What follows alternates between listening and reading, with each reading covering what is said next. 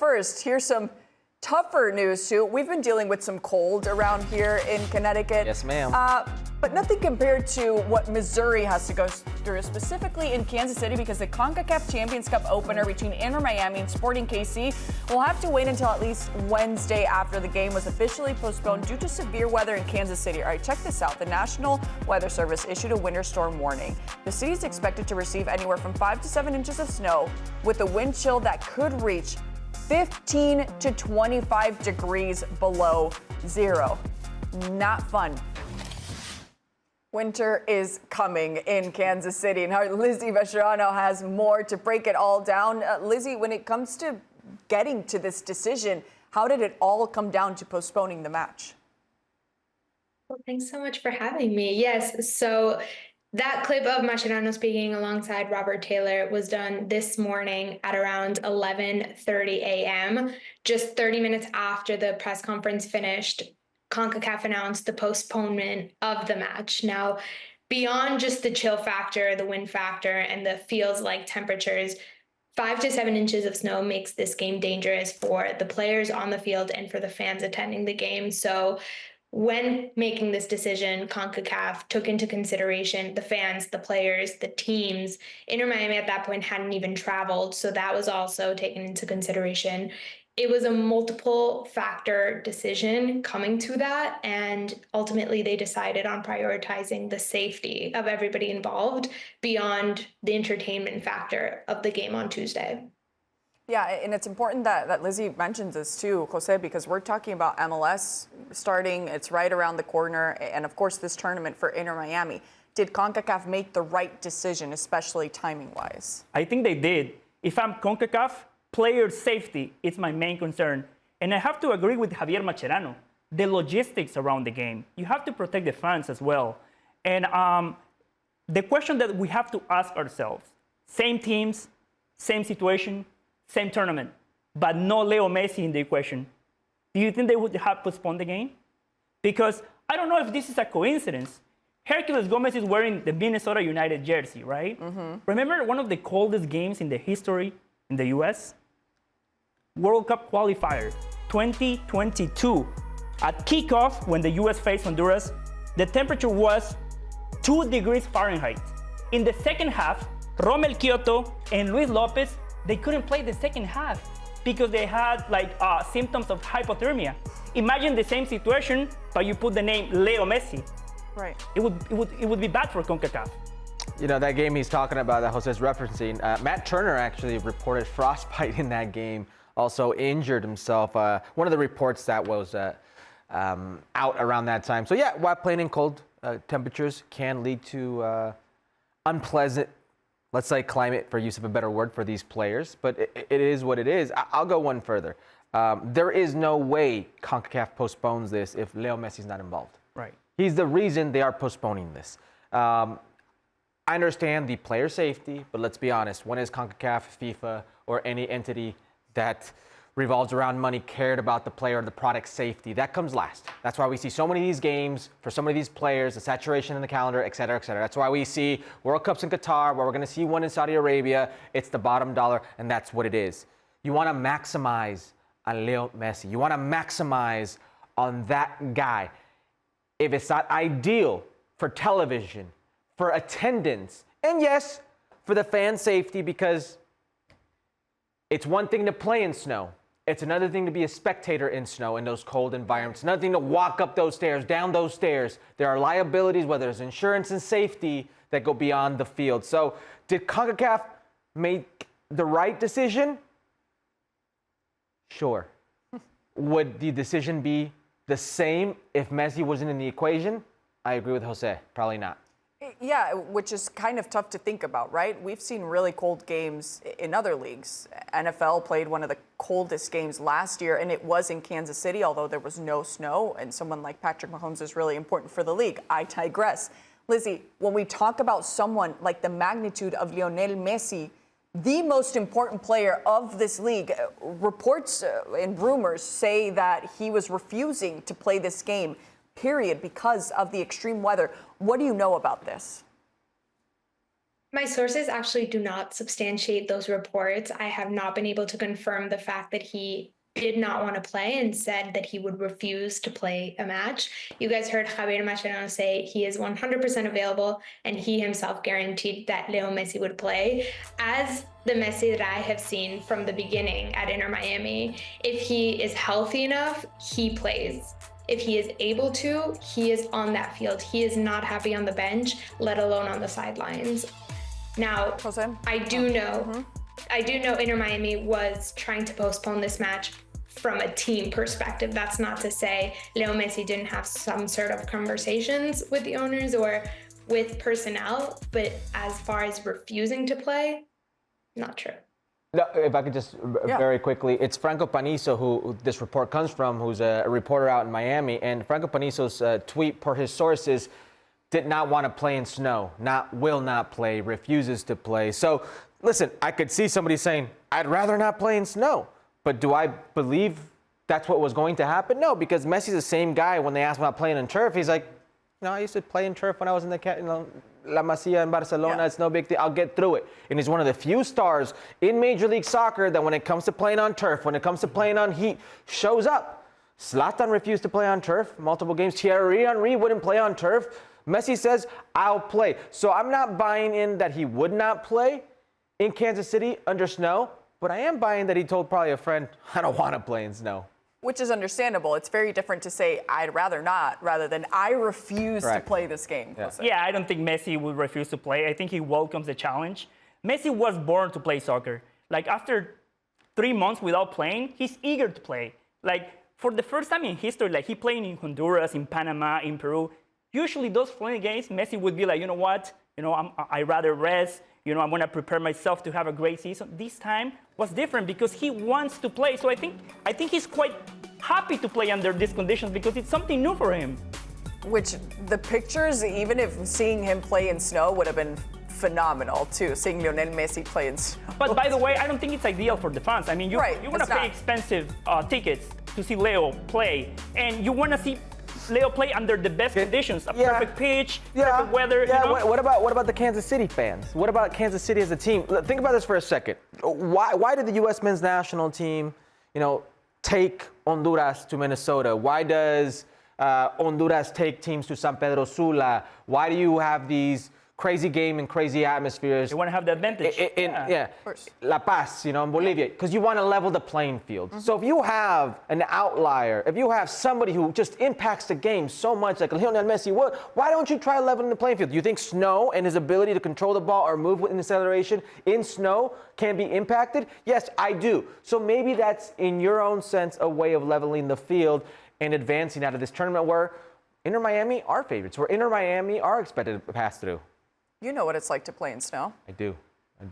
This weekend, I was with my kids playing playing in snow. It didn't end great. How's your back doing? Yeah, that's another story. That's why I mentioned about the fans, because you go out there, you can slip. I slipped this weekend, and Daddy hurt his back. But I have on the field as well. Listen, I have two situations.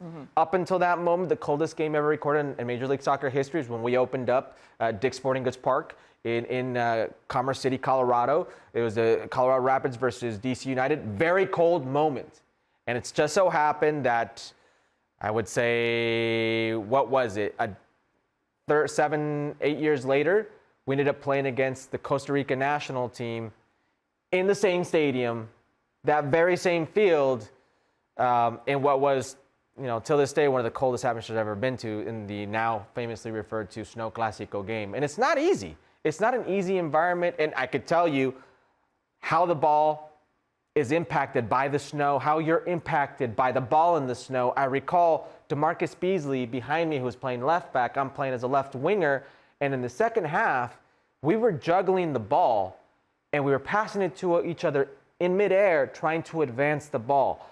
That's how tricky it got in some scenarios, and others just outright, you're just cold. It's hard to think. It's hard to breathe. It's hard to get what's going through your head to connect to what's going in your legs, and it leads to sometimes just ugly football. That is exactly why CONCACAF made the right decision. You just explained why. Because I remember that game. It was awful.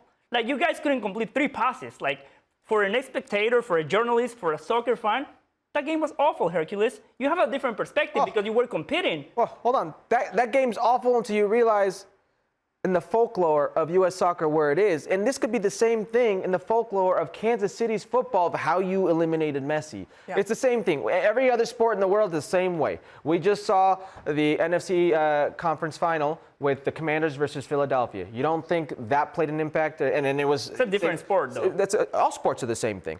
All sports are the same thing. You use the elements to your advantage. Soccer could not be closer to the truth. This is why I mentioned San Pedro Sula. This is why I mentioned La Paz in Bolivia. This is why I mentioned Azteca in Mexico City. Yeah, but Bolivia... Columbus in the States. What do you think? They take Mexico there because it's scenic? Yeah, but Chris, Bolivia, they play in La Paz. And they only qualified for one World Cup in 1994. So it is an advantage, but at the end of the day, you have to perform. You know? Tell that to the teams like Argentina who can't breathe when they're down there. The biggest of teams who struggle when they're down there. It's a way of leveling the playing field. So from a aficionado standpoint, if you're from Kansas City, if you're from the Cauldron, Blue Hell, this was an opportunity to see Messi up close in your conditions, in your element. And potentially a huge home field advantage taken away from you. Yeah, absolutely. And when it comes to playing in Miami, I'm sure that humidity isn't easy for the visitors who are going there too. But having to adapt to any sort of extreme element is obviously not ideal. Lizzy, I want to take it back to you because as we know too, and you actually mentioned it to us specifically before we went on air, is the fact that this is Mascherano's first official game as the head coach of Inter Miami. I mean, how does this prep just make it even crazier for him and the mood around what this moment would mean for him? The anticipation is so high. He entered in chaotic circumstances, obviously being appointed a couple days after Tata left in November, managed the preseason, 5 games, and now finally wanted to kick off with Inter Miami, and it's delayed by a day. And also kind of cuts down his preparation time for the MLS season opener, which MLS confirmed will not be postponed, and they will play that on Saturday at 2:30 against New York City FC. So it kind of raises the stakes. He wanted to start off on a high, and things change. He has to learn the adaptability factor of playing in the United States with 4 tournaments. And the adaptability factor will have to come into play too when it comes to this extreme cold, José. Yes, and by the way, why is Javier Mascherano the head coach of Inter Miami? What are his accolades? What are his credentials? He coached the under-20 Argentinian national team. He did not qualify. And then they ended up playing that World Cup because it moved from Indonesia to Argentina. I actually went to that tournament, and they were eliminated by Nigeria in the first knockout stage of the tournament. And now he's got these big opportunities. So of course he's under pressure. Like Inter Miami, they signed Messi, Busquets, Jordi Alba. Who have complete trust in him, by the way, because they know him so well, yeah, right? they play that with has to him play a in big Barcelona. part of it. Of course, they respect him, but of course they have to win. Not just this game. They have to win the tournament. They have to win the MLS Cup. That is the expectation. It's especially on the side of the bracket they are on, where the heavy hitters of Liga MX are on the other side of the bracket. It does add an extra layer of pressure to Javier Mascherano, to what is, I would say, one of the biggest teams in North America today. You have your historic teams like America, Chivas, Galaxy on this side, a new heavy hitter like LAFC. But in terms of star power and attention, there is no team in North America that captivates the world like Inter Miami, and it's because of Lionel Messi. And so you have somebody like Messi there, well, there's going to be added pressure for you to win. The league has bent over backwards for Inter Miami. Inter Miami was caught cheating. They paid the price for their cheating, but they done everything they can. And I say this with the utmost respect to the ownership, because they want to win. Right. And when you have owners who push the envelope like that because they want to win, you better damn well know there's going to be pressure involved with it. So Jose is right in terms of what are his accolades, which will add to that pressure. And the first one is Kansas City, and then from there, you go on in this tournament, but you do have an easier road compared to some others of how to get to that final, and you're expected to win it because you have all this star power. And then you're expected to win Major League Soccer. And these are not what this pundit says or us here. These are the expectations laid out on Inter Miami because of what Inter Miami has done in their off seasons in the past. Which tournament should be prioritized, though, Jose? I think MLS Cup. Leo Messi is the face of MLS. even though like an international tournament, it's always good to have it on your vitrinas, right? It's always good to have trophies. If you have Leo Messi, you have to win it all. But in the hierarchy, I would put MLS first, and second, CONCACAF Champions Cup. You said that vitrina, obviously that trophy case, you'd love to have everything you can have. But Major League Soccer is desperate for international glory. How long have we heard Don Garbers say they want to be one of the best leagues in the world, and you're sitting there pulling your hair out because you can't be the best league in your region? You constantly lose CONCACAF Champions Cup. Only 3 teams in the modern era have won this tournament. 2 of those was when I was a little kid. It was DC United and the LA Galaxy. The last one was the Seattle Sounders. 3. So if you want to be viewed as the best or one of the best in the world, you've got to take care of your region. So I have to assume that the biggest just apple in MLS's eye right now is Messi, and they think he's the one who can help them get this done. But realistically speaking, I think they have a better chance of winning MLS Cup than winning the CONCACAF Champions Cup. You mentioned they have an easy bracket. They could face Monterrey. Last year, they took a beat in Monterrey. Like, it was one-sided. Yeah. Like, they didn't even compete. What place is Monterrey in right now? What? We're not talking about that. What I'm saying is, like, even that, Jose, even that is somewhat settling in nicely for them. You have a Monterrey right now that's in flux, that's not doing so well in Liga MX. It just, you'd much rather be on that side of the bracket than with Cruz Azul, than with Tigres, than with America. You've got a lot of heavy hitters. Cincinnati on that side. There's some real meat. But they could face Columbus Crew, LAFC. Who would you rather have? LAFC or Inter Miami? Who would I rather face? Yeah. If I'm who? If you're Inter Miami, do you think they would be favorites if they play LAFC? Yes, and they'll be favorites if they play Columbus with this Columbus team without Cucho Hernandez and the amount of changes they've had. I just think you take your chances against an MLS team if you're Inter Miami.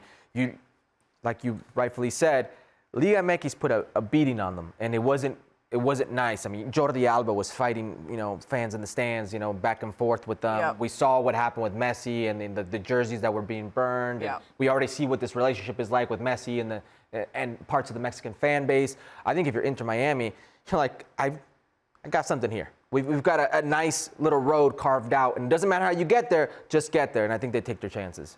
Yeah, burning the jerseys is very intense. I would recommend selling it, maybe donating that money to charities so somebody actually, get something good out of it. But we always get a lot of great things out of you, Lizzy Becherano. Thank you so much for being with us on Fútbol Américas. Thank you so much.